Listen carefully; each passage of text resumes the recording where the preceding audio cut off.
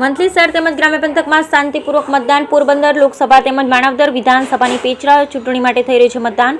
લોકો હોશભેર મતદાન કરી મતદાનની પવિત્ર ફરજ નિભાવી રહ્યા છે. મતદાન મથકો પર પોલીસ તેમજ બીએસએફ જવાનો દ્વારા ચુસ્ત બંદોબસ્ત. લોકોને મતદાન મથકમાં મોબાઈલ લઈ જવા પર પ્રતિબંધ. બ્યુરો રિપોર્ટ રહીમ કારાવત સાથે ધનેશ રાંચ મંથલી.